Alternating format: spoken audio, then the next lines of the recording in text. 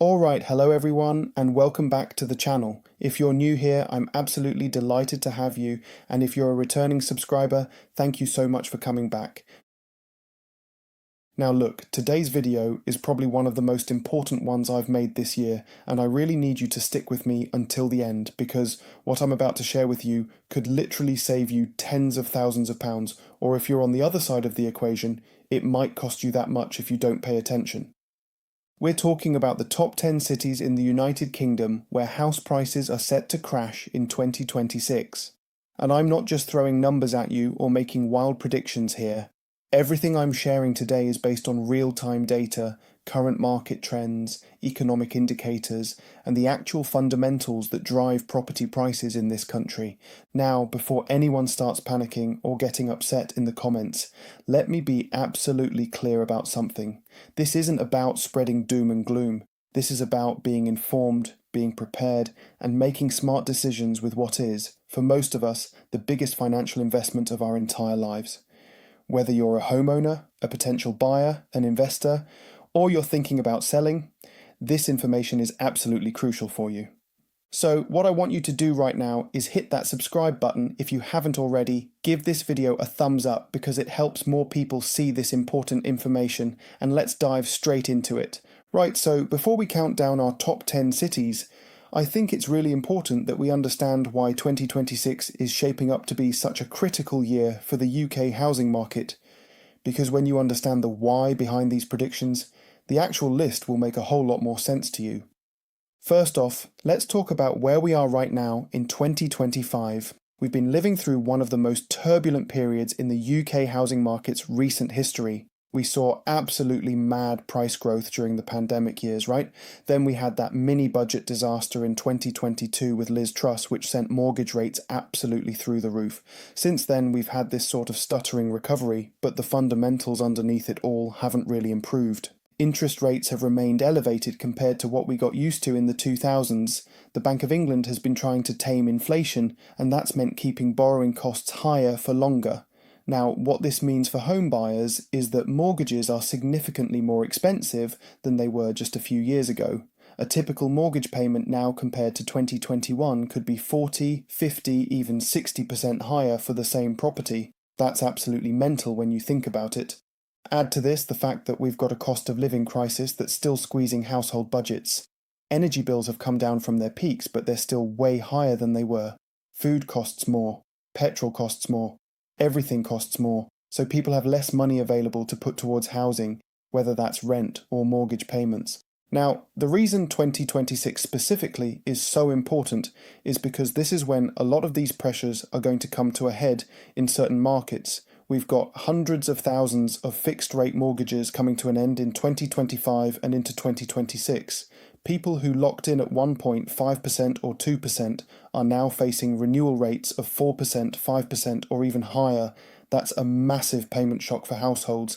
In certain cities, particularly those that saw the biggest price increases during the pandemic, those that are heavily dependent on certain industries, or those with specific demographic challenges, this perfect storm of factors is going to push prices down. Not just a little correction, but genuine significant falls that could last for several years. Now, before we get to the actual list, let me quickly explain how I've identified these 10 cities. I've been looking at several key factors for each location. Number 1, affordability ratios. That's the relationship between average house prices and average local incomes. When this ratio gets too stretched, something's got to give, and usually it's house prices that come down to meet economic reality. Number 2, employment diversity and economic resilience. Cities that rely heavily on one or two industries are much more vulnerable to economic shocks. If those industries struggle, the whole local property market can collapse. Number 3, supply and demand dynamics. I'm looking at how many new homes are being built, what the rental market looks like, population trends, and whether people are moving in or moving out of these areas. Number 4, current market indicators. Things like how long properties are sitting on the market, the percentage of asking price that homes are actually selling for, and the volume of transactions. Number 5, mortgage stress indicators. What percentage of homeowners in these areas are going to face significant payment increases when their fixed rates end? All of this data is publicly available through sources like the Land Registry, the Office for National Statistics, Rightmove, Zoopla, and various economic research institutions. I've crunched all these numbers, looked at the trends, and identified the 10 cities most at risk. Right, let's get into the countdown. Coming in at number 10, we have Bradford in West Yorkshire. Now, Bradford has been struggling for a while, if we're being completely honest.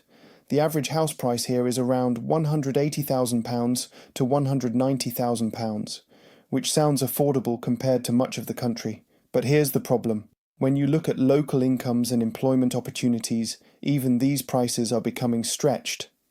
Bradford's economy has never fully recovered from the decline of its textile industry. Whilst there have been attempts at regeneration, job opportunities remain limited, and average wages are significantly below the national average. Youth unemployment is particularly high here. What I'm seeing in the current data is really concerning. Properties are staying on the market for longer. We're talking average times of 80 to 90 days now, compared to 45 to 50 days in healthier markets.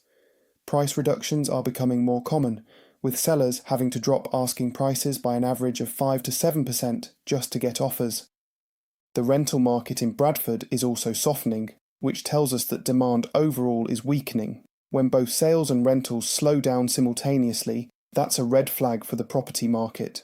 My prediction for Bradford is that we'll see house prices fall by somewhere between 8% and 12% through 2026.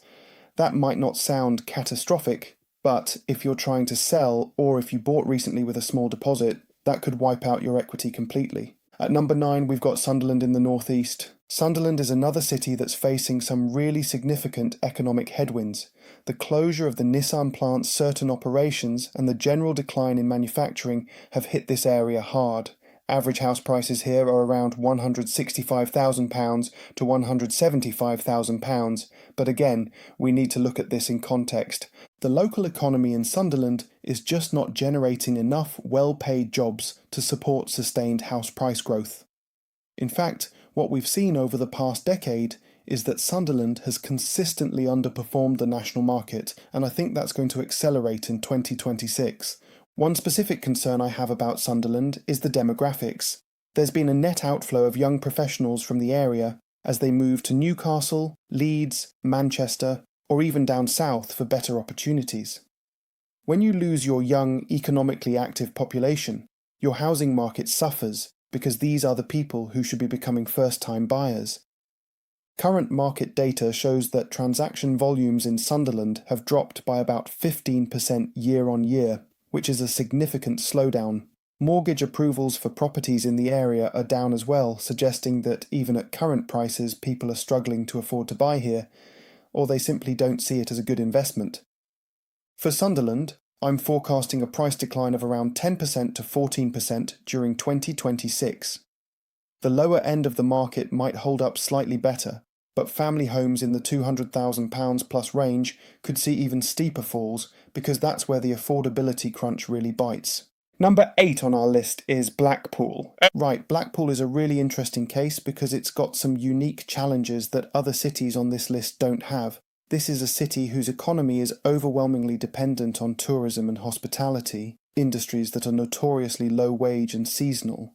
Average house prices in Blackpool are around £165,000 to £180,000, but the real issue here is the quality of the housing stock and the purpose it serves. Blackpool has an enormous number of houses in multiple occupation, bedsits, and former guest houses that have been converted into cheap rental accommodation. This creates a very different property dynamic than your typical family housing market. What concerns me about Blackpool going into 2026 is that the buy-to-let market here is going to get hammered. With mortgage rates high and potential changes to landlord taxation and regulation, the investors who've been propping up Blackpool's property market are going to exit. When they do, they'll flood the market with properties, and there simply aren't enough buyers to absorb them at current prices. I'm also seeing signs that the rental yields that attracted investors here in the first place are compressing. Rents aren't keeping up with the increased mortgage costs, so the numbers just don't work anymore for landlords. Social challenges in Blackpool are also a factor we can't ignore. The city has some of the highest rates of deprivation in the UK, health outcomes are poor, and educational attainment is below average. These factors all feed into long-term housing demand and prices. My forecast for Blackpool is a price decline of 12% to 16% in 2026, with certain areas, particularly those dominated by HMOs and former holiday accommodation, potentially seeing even larger falls. At number 7, we have Slough in Berkshire, and this one might surprise some of you. Slough is in the southeast, right on the doorstep of London, so you might think it would be insulated from price falls. But actually, that proximity to London is part of the problem. During the pandemic, Slough saw really significant price increases as people priced out of London looked for alternatives with good transport links. Average prices shot up to around £400,000 to £430,000, which represented enormous growth in a very short period. The problem is that these prices have become completely detached from local economic fundamentals. Yes, Slough has decent transport links and some major employers, but the local economy doesn't generate the kind of wages that justify these price levels. What happened is that the market got ahead of itself, driven by people working from home who wanted more space but still needed reasonable access to London. Now, as more companies mandate office returns and the work-from-home revolution stalls, Slough is losing its appeal. Why pay £400,000 for a house in Slough when you need to commute to London 4 days a week anyway? You might as well pay a bit more and live somewhere nicer, or pay less and live somewhere with a better quality of life. The data I'm seeing shows that properties in Slough are taking much longer to sell than they did in 2021 or 2022. Average time on market has increased from about 35 days to over 70 days. Price reductions are becoming the norm rather than the exception. Another factor hitting Slough specifically is the amount of new development. There's been a massive amount of new housing built here, which is increasing supply just as demand is softening. That's a recipe for price falls. For Slough, I'm predicting a decline of 10% to 15% in 2026. Some properties, particularly newer flats and apartments, could see even larger percentage falls because that's where oversupply is most acute. Coming in at number 6, we have Hull, officially known as Kingston upon Hull. Hull has long been one of the most affordable cities in the UK, with average house prices around £160,000 to £175,000. But affordable doesn't mean immune to price falls, and in fact, at the lower end of the market, you can actually see larger percentage declines because the buyers here are the most financially stretched. Hull's economy has some strengths, particularly in the renewable energy sector with offshore wind development, but overall job creation has been weak and wages remain well below the national average. The city also has some quite serious social challenges with areas of high deprivation. What's really concerning about Hull's market right now is the number of properties that are in negative equity or close to it. Because prices here were already low, anyone who bought with a small deposit in the last few years could find themselves trapped if prices fall even modestly. I'm also seeing stress in the rental market in Hull. Rental yields have been falling as more amateur landlords exit the market, and the remaining professional landlords are becoming much pickier about which properties they buy and who they rent to. The mortgage market in Hull is showing signs of stress as well. A higher percentage of mortgage applications are being declined here than in many other parts of the country, partly because of lower average credit scores and partly because lenders are becoming more cautious about the area. My prediction for Hull is a price decline of 11% to 15% during 2026. The lower end of the market, properties under £120,000, might actually hold up better because there's always demand at the very bottom from cash buyers and social housing providers. But the middle market, £150,000 to £250,000, is where I expect the biggest falls. At number 5, we've got Luton in Bedfordshire.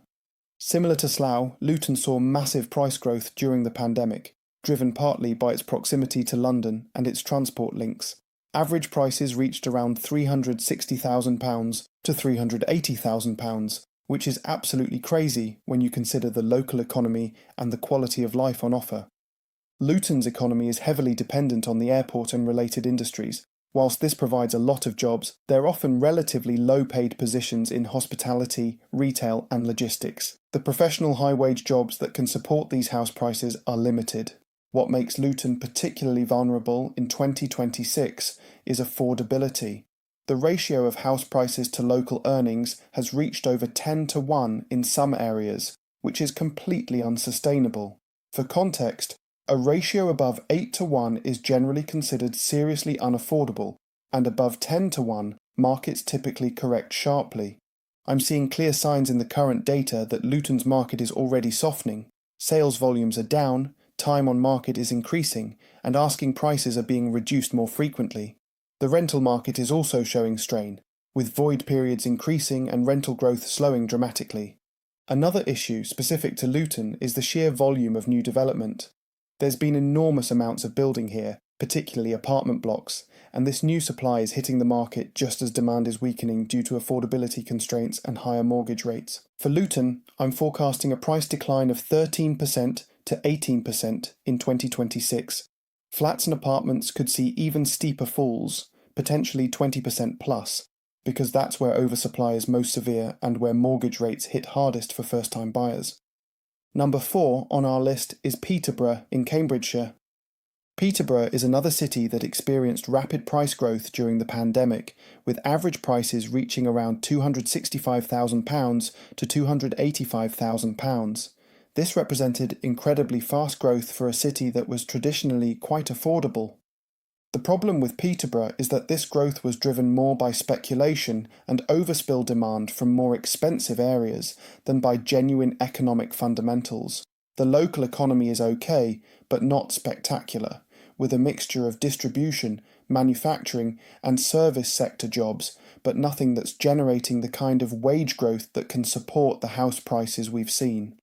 What really worries me about Peterborough is the scale of development that's happened and continues to happen. This city has seen some of the fastest population growth in the UK, driven almost entirely by new housing developments. Entire new neighbourhoods have been built in a very short time. Normally, population growth supports house prices, but in Peterborough's case, the growth has been driven by people moving from more expensive areas seeking affordability. As house prices in Peterborough have shot up, it's losing that affordability advantage, which was its main selling point. Current market data shows that Peterborough is already experiencing a slowdown.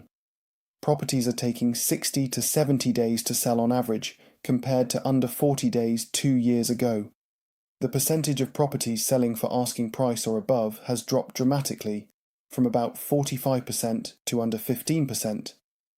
The rental market in Peterborough is also saturated. There's been so much development of build-to-rent apartments and so many amateur landlords buying new builds as investments that rental supply now exceeds demand in many areas. This is putting downward pressure on rents, which in turn affects property values. For Peterborough, I'm predicting a price decline of 14% to 19% in 2026. New build properties, particularly apartments and smaller houses on large developments, could see even larger falls, because these are the properties that are most overvalued and where supply is most excessive. Right, at number 3 we have Aberdeen in Scotland. Aberdeen is a unique case on this list because its housing market challenges are directly tied to a specific industry, oil and gas. For decades, Aberdeen's property market was driven by the North Sea oil industry. During the boom years, house prices here were among the highest outside of London and the South East, with average prices reaching well over £200,000, and prime properties in areas like the West End going for £400,000, £500,000 or more. The problem is that the oil industry has been in decline, and whilst there's talk of energy transition and renewable opportunities, the reality is that Aberdeen has lost thousands of high-paying jobs, and those jobs aren't being replaced at the same salary levels. Average house prices in Aberdeen have already fallen significantly from their peak. We're down about 25 to 30% from the highs of the early 2000s. But here's the thing, I don't think we've reached the bottom yet. The data I'm looking at shows continued weakness in Aberdeen's market. Sales volumes remain depressed. Properties are sitting on the market for extended periods, often 90 days or more. And sellers are having to accept significantly below their asking prices just to get deals done. The rental market in Aberdeen has collapsed compared to its peak, Rental yields have plummeted as demand has dried up without the influx of oil and gas workers who used to need accommodation. This has caused a lot of buy-to-let investors to exit, further flooding the sales market with properties. Demographics are also working against Aberdeen. The city is seeing a net outflow of population, particularly younger workers who see better opportunities elsewhere in Scotland or the rest of the UK. When your population is declining, your housing market suffers. For Aberdeen, I'm forecasting a further price decline of 12% to 17% in 2026. This is on top of the significant falls that have already happened. Some areas, particularly suburbs that were built or expanded during the oil boom, could see even larger percentage falls. If you own property in Aberdeen, this is really challenging, I know. But the reality is that until the local economy stabilises and diversifies away from oil dependence, the property market is going to continue struggling. At number 2, we have Milton Keynes in Buckinghamshire. Now, this is one that might really surprise people because Milton Keynes has been marketed for years as a major growth area, a hub of innovation, a great place for families, and all of that good stuff. And look, there's some truth to that. Milton Keynes has some strengths, but the housing market here has gotten completely overheated. Average prices have shot up to around £330,000 to £350,000, representing growth of 30 to 40% in some areas since 2020. That's absolutely mental for a city that, let's be honest, is a collection of roundabouts and concrete cows. The problem with Milton Keynes is that its appeal was always based on affordability relative to London and other southeast locations, combined with decent transport links. But as prices have rocketed, that affordability advantage has eroded dramatically. At £350,000 average, you're getting close to what you'd pay in some quite nice market towns, or even parts of outer London with better amenities and more character. Why would you pay that much to live in Milton Keynes? The value proposition just isn't there anymore. What's really concerning is the amount of development in Milton Keynes. There are literally thousands of new homes being built or in the planning pipeline. This is going to flood the market with new supply, just as demand is weakening due to affordability constraints. I'm seeing this in the current data already. New build properties in Milton Keynes are sitting unsold for months. Developers are having to offer incentives, free carpets, white goods, stamp duty payments, help to buy on steroids, just to shift units. When developers are struggling to sell new builds, you know the market is in trouble. The rental market in Milton Keynes is also showing serious signs of stress. Rental yields have compressed dramatically as purchase prices have risen faster than rents. Amateur landlords who bought in the last few years are finding that their rental income doesn't cover their mortgage payments at current interest rates, forcing them to sell. For Milton Keynes, I'm predicting a significant price decline of 15% to 20% during 2026. New build properties could fall even more, potentially 25% plus, because these are the most overvalued and where supply is most excessive. If you're thinking of buying in Milton Keynes right now, my strong advice would be to wait. If you already own there and you're planning to stay long term, you'll probably be fine eventually, but you need to be prepared for significant paper losses in the next 12 to 24 months. And finally, at number 1, the city I believe is most at risk of a house price crash in 2026 is Swindon in Wiltshire. Right, so why is Swindon at the top of this list? Let me explain, because this is the culmination of multiple risk factors all coming together in one place. First, let's talk about prices. Average house prices in Swindon have reached around £310,000 to £330,000, which represents absolutely massive growth from the £230,000 to £250,000 levels we saw before the pandemic. That's growth of 30 to 35% in roughly 4 years, which is simply not sustainable. Second, Swindon's economy is heavily dependent on a few large employers, most notably in the automotive and related manufacturing sectors. These industries are facing enormous challenges right now with the transition to electric vehicles, competition from overseas, and general economic uncertainty. If one or two major employers in Swindon hit trouble, the whole local economy suffers. Third, Swindon has seen absolutely enormous amounts of development. We're talking thousands upon thousands of new homes, entire new neighbourhoods being built on the outskirts. This is creating a massive supply overhang just as demand is weakening. Fourth, Swindon's appeal, much like Milton Keynes and Peterborough, was always based on relative affordability and decent transport links to London and the southwest. But at over £300,000 average, it's no longer particularly affordable, especially when you consider that for similar money you could live in much nicer towns and cities in the southwest or Wales with better quality of life. Fifth, the mortgage stress factor in Swindon is particularly acute. A huge number of people bought or remortgaged during the pandemic when rates were ultra low. As these fixed rate deals expire in 2025 and 2026, households are going to face payment increases of £400, £500, £600 a month or more. Some simply won't be able to afford this and will be forced to sell. The current market data for Swindon is already showing serious warning signs. According to the latest figures, sales volumes are down about 20% year on year. Average time on market has increased from about 40 days to over 75 days. Price reductions have become the norm, with the average seller reducing their asking price by 6 to 8% before finding a buyer, and many are still achieving below their reduced price. The rental market in Swindon is also in trouble. There's been so much development of build-to-rent apartments and so many amateur landlords buying new builds as investments that the rental market is completely saturated in some areas.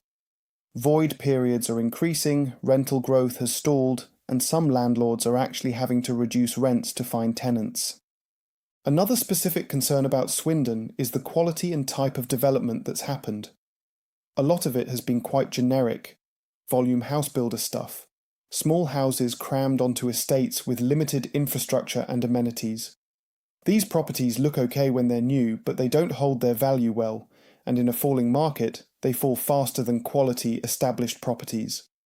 For Swindon, I'm forecasting a really significant price decline of 16% to 22% during 2026. In some specific areas, particularly the large new developments on the outskirts and the modern apartment blocks in the town centre, falls could be even larger, potentially 25 to 30%. This would take average prices back to around £250,000 to £270,000, which is actually more in line with local incomes and the economic fundamentals of the area. Right, so we've been through all 10 cities, from Bradford at number 10 to Swindon at number 1. Now let's talk about what this actually means for you, whether you're a homeowner, a potential buyer, or an investor. If you currently own property in one of these cities, first of all, don't panic. Property is a long-term investment, and if you're planning to stay in your home for 5, 10, 15 years or more, short-term price fluctuations aren't the end of the world. You still have a place to live, and prices will eventually recover. For investors and landlords, I would be really cautious about these markets right now. The days of easy money in buy-to-let are over. With mortgage rates where they are, purchase prices still elevated, and rents not keeping up, the numbers just don't work in most cases. And if we're right about price falls, you could end up in negative equity while also making a monthly loss on the rental. That's the worst of both worlds. Look, I know this has been quite a heavy video, and if you own property in one of these cities, some of this might have been difficult to hear. But I believe it's better to be informed and prepared than to be caught off guard. The UK housing market is going through a really significant adjustment period. After years of ultra-low interest rates and massive price growth, we're returning to a more normal market where prices need to be supported by economic fundamentals like local wages, employment opportunities, and genuine housing demand. Cities that saw the biggest price increases during the pandemic, that have the most stretched affordability ratios, that are heavily dependent on particular industries, or that have seen massive amounts of new development, are the most vulnerable to corrections. Does this mean the entire UK housing market is going to crash? No, I don't think so. Some markets, particularly in areas with strong economies, limited supply, and genuine demand, will continue to do fine. But in these 10 cities we've discussed today, the combination of factors makes significant price falls in 2026 highly probable. My advice to everyone, regardless of whether you're in one of these cities or not, is to focus on the fundamentals. Buy property because it meets your needs and you can afford the payments, not because you expect it to make you rich. Make sure you have financial buffers for unexpected costs or interest rate changes. And don't overstretch yourself trying to get on or climb the property ladder. If you found this video helpful, please do give it a thumbs up and subscribe to the channel. I put out weekly videos analysing the UK housing market with real-time data and straightforward advice. Drop a comment below letting me know which city on this